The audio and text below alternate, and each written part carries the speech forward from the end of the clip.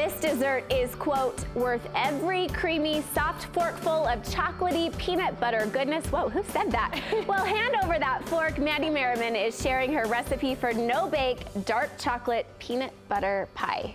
Wow. Yes, it is incredible. I'm so excited for this. And you wrote the description. You're responsible I did. I was like, for that's that. what I said. So I love it. Usually I'm totally a cake person. My followers know me as making cakes, making recipes, dinners, things like that. But when it comes to holidays, I am all about the pie. I love eating pie. I love making pie. I served this at Thanksgiving, and it was the only pie that was all the way gone by the time we left. And I've had people being like, you need to make this for Christmas. And so I may just be the peanut butter pie person now. But okay, well, here we go. It is one of those recipes. And so it's super easy. Only 6 ingredients, and they go by really fast. No oven. Okay. You just need your freezer. So let's go ahead and dive in. So the first part is I use 20 Oreos, and I just put them in a food processor and blended it up till it's nice and crumbly. And then I melted up some butter. And so we'll just what would a pie be without some good butter? Oh, for sure. And you can even make this with a different kind of Oreo. I usually stick with just regular Oreos. The mega stuffed ones still work, but just use less Oreos to kind of accommodate that.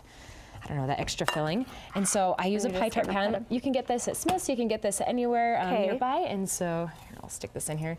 And you can use it for quiches and stuff too. So that's why I just always have a tart pan around. And a trick that I've learned is that you can use your hands, just press this down, but I've learned that if you just use a glass, it flattens it down really fast, really easily, and you can get them up the sides. And you do want it to come up on the edges, so you are actually kind of making a pie crust up on the sides too. Just on the sides, I'll use my finger to kind of pat it down a little bit. This is a very short pie. It's almost just tart-like. Here, I'll hold it. And is that why you need a pan like this and not just a traditional You could use a traditional, but it looks so pretty when you pop it out and you have those nice edges, and it just looks gorgeous. Okay. So once we have this patted down, I'm gonna have you keep patting for me while I start on the filling. So the filling is super easy. So you just use the other half of the butter that you already used for the bottom crust. So I'll put in my butter here.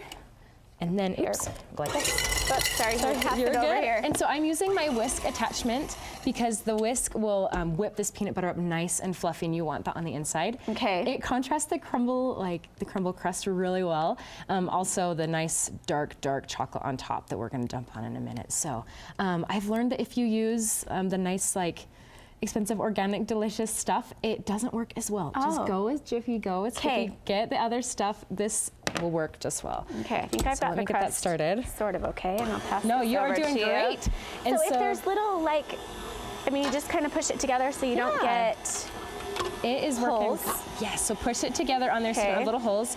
Use your shield so you don't make too much of a cloud of powdered sugar. And so I'll take that off so you can kind of see what's going on in here. And so it whips up really, really fast. Look at that. Oh, it's good already.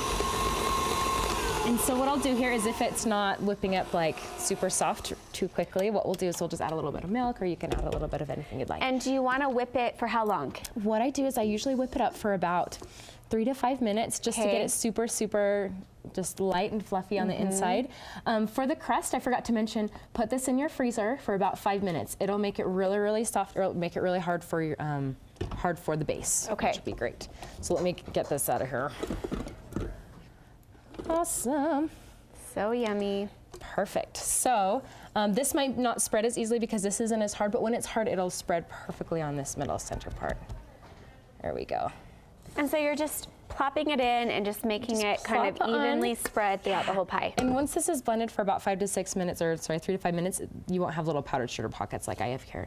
We're in the fast mode We today. are going super fast here for TV land, so here we go. So once you have this, I'll have you kind of work on this while I get this ganache going. And ganache is super easy to make. What I did here with this ganache is I had heavy cream and I put it in the microwave for about 40 seconds, and it makes this heavy cream get really, really nice and hot.